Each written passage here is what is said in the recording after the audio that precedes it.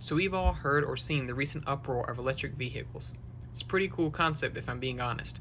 The idea of green energy to better the environment, hands-free driving with cars on autopilot, and not having to pay for gas while being super cost efficient, it all seems like scenes from a futuristic movie. But is it all that really true? Are they really better for the environment? Is high-tech and autopilot really all that safe? Is it cost efficient?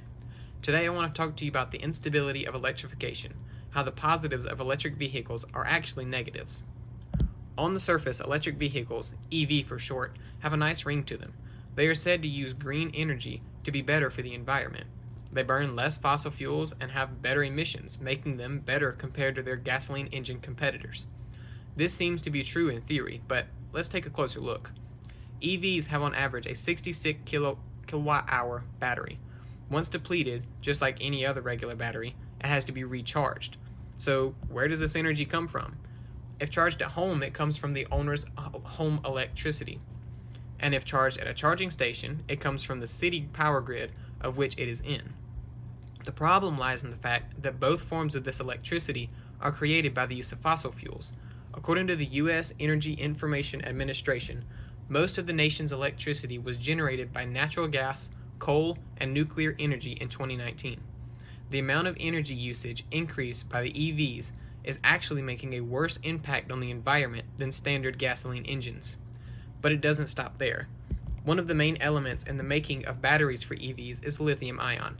Lithium ion is a non-renewable resource found within the earth. In an article written by David Castelvecchi for Nature.com, he states that amounts vary depending on battery type and model of vehicle, but a single car lithium ion battery pack of a type known as NMC 532 could contain around 8 kilograms of lithium, 35 kilograms of nickel, 20 kilograms of manganese, and 14 kilograms of cobalt, according to figures from Argonne National Laboratory. If every EV battery made contained the same amount of lithium and we lived in an all-electric society, there would not be enough lithium in the world to compensate for the demand. The continued creation of these batteries is stripping our world of every bit of lithium it has. Another major element in the batteries of EVs is cobalt. Cobalt is a raw material that is mined from the ground. This mining process is very costly and requires a significant amount of labor. Because of this costliness of labor, many developing countries fall to child labor to extract the needed amounts of cobalt. According to an article by Carl Johan Carlson and Katrina Zimmer on foreignpolicy.com, in the last few years, cobalt mining in the Democratic Republic of the Congo has trickled into the public consciousness, beginning with a 2016 Amnesty International report that revealed child labor at the country's non-industrial mine sites, which provide a cobalt that ends up in smartphones and other devices around the world. Those other devices include the batteries for EVs. These batteries are being made off the backs of children and at the cost of their lives. If you ask me, this is not a cost I'm willing to be held responsible for. Aside from the many tragedies involved in the making of EV batteries, the charging itself is quite costly as well. Though it may be easier on the wallet, it's not so easy on the schedule. Charging an EV takes exponentially more time than pumping gas for a gasoline engine car. An article written by Grace Kay for BusinessInsider.com states that electric car batteries on the market can take anywhere from 30 minutes to 12 hours to charge, though a typical EV takes about 8 hours to charge from empty to full, according to Pod Point, a manufacturer of electrical vehicle chargers. Not only are EVs costly in labor and resources, but also in the one thing that nobody can never get back: our time. Our time is the most valuable thing we have aside from life itself, and as a matter of fact, EVs can affect that as well. The safety of an EV is a lot worse than any owner would like to hear. Just to throw a few facts around: 1. They haven't been around long enough to see any long-term effect or the deterioration of the car itself. 2. The amount of electricity needed to power an EV is enough to instantly stop the human heart and quite literally fry someone. 3. In the case of a power outage or EMP, an EV is then rendered useless. And 4. EVs are highly susceptible to hacking.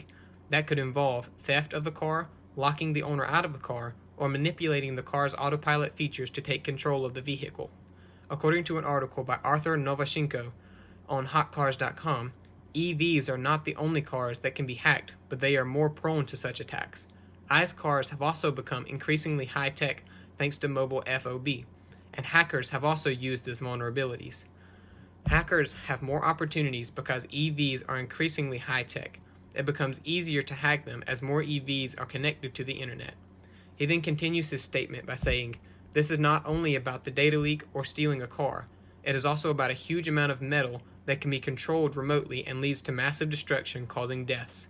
I'm not willing to risk my life, and I only hope you're not either, solely for the kickback of major car manufacturers." Many professionals within the field of automotive vehicles, including those working for major car manufacturers, are completely against the push for an all-electric society.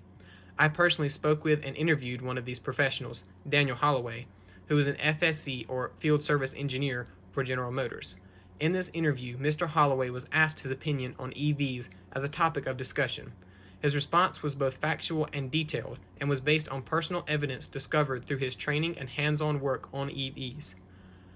To quote Mr. Holloway's response, "While EVs have come a long way since the first electric vehicle in the late 1800s, there are still many concerns and issues with modern ones. The first things that come to mind are the lack of infrastructure for charging, maintenance, and repairs. All are years, decades, or more away from ever coming close to competing with combustion vehicles. Also being able to be a do-it-yourself car person, that is completely gone with an electric vehicle. 300 volts is not something anyone untrained should attempt to mess with. Here are a few reasons why I'm not for a total EV future. From start of production to end of vehicle life, the electric vehicle continues to have a larger carbon footprint than combustion vehicles. EVs are powered through a massive lithium-ion battery pack. This battery pack has an average lifespan of 10 years. When the batteries die, which all batteries do, it costs thousands of dollars to replace, oftentimes more than what the vehicle is actually worth. Lithium-ion is no more renewable than fossil fuels, and there is much less of it in the world. The CEO of Toyota and Elon Musk have both come out and said that there is not enough lithium-ion in the world if every manufacturer went to an all-EV, and that the power grid across the world could not handle the load and would cause mass blackouts continuously. Last, we know the long-term effectiveness of combustion vehicles, have a worldwide infrastructure for parts, maintenance, mechanical repairs, and collision repairs. We also know the long-term safety during vehicle accidents and emergency extractions. This cannot be said of EVs. An EV future will be a costly one for the world, and not just in money. EVs are not everything they claim to be, nor are they anywhere close. The world needs to take a deeper look into what they are buying into before it's too late. We need to stand together as one people for a better, less costly, and safer future. Thank you.